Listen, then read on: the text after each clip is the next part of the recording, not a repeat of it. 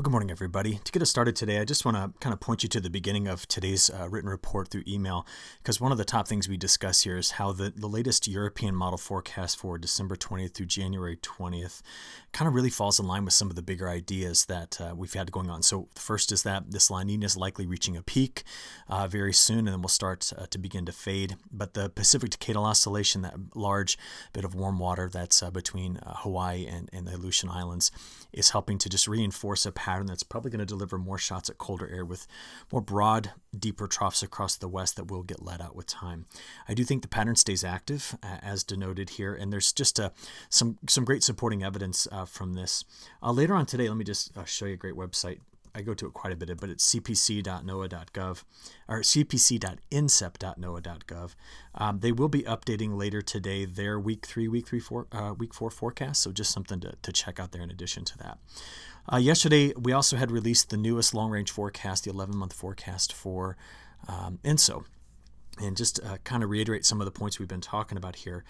Throughout the second half of this winter and getting into spring, we do expect this La Nina to fade, and so neutral conditions to take over. And now you see that by June, July, August, September, that the probability of having our next El Nino developing is relatively high. That's quite common, that once you finish a stronger La Nina event, there's often an overshot into the opposite territory, which in this case would be El Nino. So normally there's on average, a 25% chance of El Nino. We're closer to 50% by next summer. I just want to make sure we understand, though, that the ocean temperatures are the last thing to respond. They are responding to a change in the trade winds, and it usually takes a month or two for them to completely respond to the changes in the atmosphere. So the atmosphere is the first thing to change. So we're definitely going to be watching for that. I think it's going to happen sometime between mid-December through mid-January that we're going to see the trade winds back off. We talked about that in the long-range update last night. And last thing I put at the beginning of the report was just the newest update from the National Multi-Model Ensemble, just kind of showing its projections for precipitation for January, February, March, and we compare it to the European. Okay, into the near-term forecast here, things are going to get very busy across the west, especially as we go into Saturday and this deeper trough pulls in. But we do have a system that's out ahead of it that even early this morning still had winter storm warnings out for parts of northern Iowa. Now, those have canceled since then. We just have winter weather advisories in this area with a lot of fog to the south and to the north here in the Red River Valley. But just looking at some radar imagery here, we can see that there was a very narrow band of heavy snow that kind of stretched from Sioux Falls last night through the northern counties of Iowa, southern Minnesota, and it's going to move into northern Illinois, just the northern counties here in Illinois, but southern Wisconsin later today. It was kind of fun. I was watching Twitter, and the National Weather Service out of Sioux Falls. Just want to show you their kind of video here of just some of the heavy snow that was seen last night. Just a great view of what this particular system did. A lot of really big fat flakes indicating some wetter snow here overall. Okay, where this is all going, I was all the way out at the end of this. Let's come back to the beginning. There we are. Let's just pick up around 8 o'clock this morning. So here's our lead low, and it is going to move east, spreading snow as we see today right there into Wisconsin, maybe a little bit in southern Michigan. There'll be some rain that moves out of Illinois into Indiana and Ohio. Now we still have our subtropical ridge that's going to be feeding moisture on the back side of this. So you see another push coming out of Texas, Oklahoma, and Kansas on Saturday morning into Missouri, southern Illinois. More scattered showers right into parts of Illinois, but getting down into Indiana and Kentucky as well. So it's stretched right back here on that big subtropical ridge. I now see that the models have got a better handle on the second shortwave that comes right over almost Minneapolis to Madison on Saturday night. And now that low, as it curls across Michigan, is going to be bringing some light snow and could eventually bring in some heavier snows over parts of Pennsylvania, New York, and eventually the rest of New England. So that's going to be an interesting one to be watching here. Again, just in the last 12 hours or so, the models have picked up on it a bit better. But if I go back, watch the next event showing up here on Friday night, coming into the northwest. Here we go into Saturday morning, through the midday on Saturday. And we're going to take a look at these total precip and snowfall numbers in a few moments. But this is a substantial system that's diving into the western United States we've been covering this week. So the chance of getting another 2 inches of snow, I'm really using this map just to see these two areas over the next 72 hours. Those are the two systems we just covered, because the next system is going to be delivering quite a bit more than that in the west and then eventually in the northern plains. Now, with this next system, the Storm Prediction Center did push the severe weather risk primarily to Tuesday of next week rather than a Monday threat here. So this is their newest update, but still across the lower Mississippi River Valley into parts of the Mid-South, we're going to have to watch out for the tail end of this cyclone. Just interacting with a lot of upper level wind shear, plenty of moisture and a destabilized atmosphere pulling that heat off the Gulf.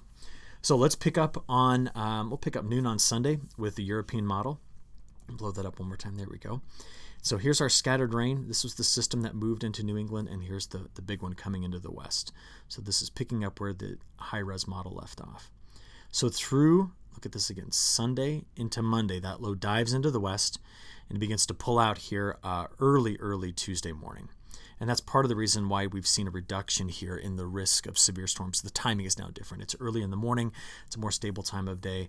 So we're going to watch for that severe weather risk to show up on Tuesday night down in this area. Now you can see the models have been very consistent with the placement of this cyclone. Got it still sitting right in through here. It is cut off. It's going to be a slow mover as we've been talking about. So going from Tuesday into Wednesday, that was 24 hours right there. It only moved about, I don't know, 200 or 300 miles. That was it.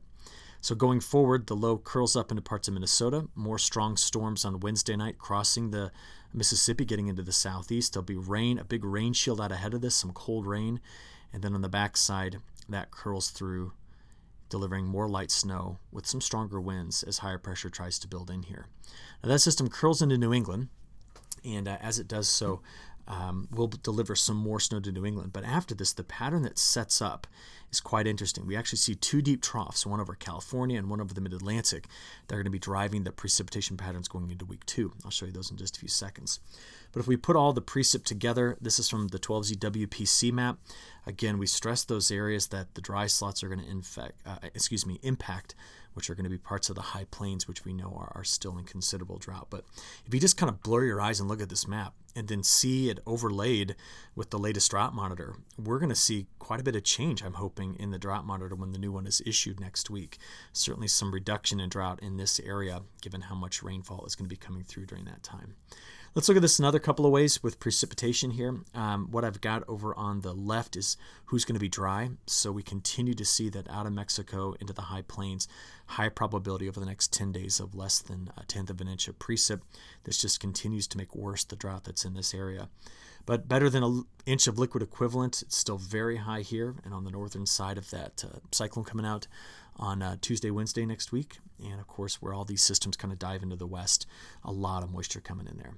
Speaking of that, let's go take a look at the west. This is the latest European model forecast for the next 7 days. And again, quite a bit of rain for the Central Valley, up to 3 to 4 inches of liquid equivalent in the mountains, and a lot of this just moisture pushing across. So let's take this map and flip it over here to snow. And now we can really see, once again, 3 to 4 feet possible in the Sierra Nevada, heavy snows in the Klamath Mountains and Southern Cascades, and also right here north of the Snake River Valley. Some of the changes in Montana have been less in terms of the forecast for snowfall in eastern Montana, but still there's going to be quite a bit more coming out of these next couple systems going through this region. In the Midwest, again, the heaviest snow corridor still setting up right in through this region. All right, with the possibility of getting, in some cases over a foot of snow. But it is important to notice that the models have kind of honed in on a region. I told you earlier in the week they would change quite a bit, and they certainly have. And so that's why we want to take this and look at the probability of getting at least 6 inches. So of course the west, just due to the mountains, but again, the highest probability seems to be put right over parts of North Dakota with this next system. Now, I'm going to wait until I see all the weekend model runs before I comment on how this system is going to be impacting the Northeast late next week. Okay, remember this system takes 7 days to go from California to Maine. It's a very slow mover due to its cutoff nature, but we're going to have to be watching that quite carefully.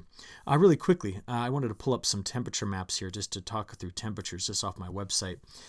This is how the high temperatures are going to respond. This is today on Friday, going into Saturday and Sunday, still very mild out ahead of this system. But then you're going to see from Monday into Tuesday, the major shift that's happening here, getting out there to Wednesday and Thursday. And this is what we think will be the beginning of when a lot of this cold air really gets let out. We were seeing that pretty clearly in the model forecast. For example, if you look right here, day 5 through 10 versus day 10 through 15, we now start to see better evidence of that colder air advancing toward the east. Now, what's supporting that is the upper level flow once you get out there past day 10, because we do see a couple of large blocking highs in the higher latitudes, but lows to the south of it. And that would indicate a slower pattern. And as we go forward, we just see kind of colder air anchored in the west that gets let out as we approach, the end of the month. In fact, this goes all the way out to Christmas Eve, showing that colder air it's sitting in this trough at this point. So we can look at it again. Precipitation for week 2, because of the depth of the trough that's over the west. We see drier conditions in the northwest because the flow is coming out of the north. But as the systems curl and turn into the southwest, better chances for precip in Southern California and systems ejecting in the midsection of the country. To be honest, I think the week 2 precipitation anomalies from the GFS ensemble make more sense because they have a system over here and then flow coming in like this. So this could be a good signal for the plains in the drought regions there as we go fully into week 2. Okay, lastly, just want to stress those temperatures again.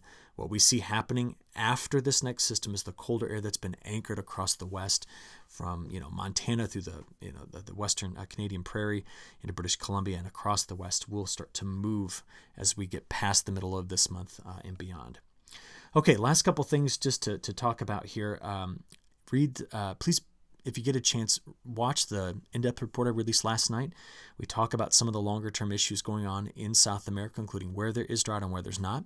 But this is just the latest 30-day outlook from December 20 to January 20, looking at precipitation anomalies. And a lot of my comments in that in-depth video last night are about the precipitation totals in Brazil, which have been quite good and are expected to stay that way, but the drought that's in Argentina and kind of why it's going to stick around for a while. Okay, covered a lot today, a lot this week. I look forward to kind of catching y'all up on what we see changing next week on Monday. So until then, have a good one. Thanks.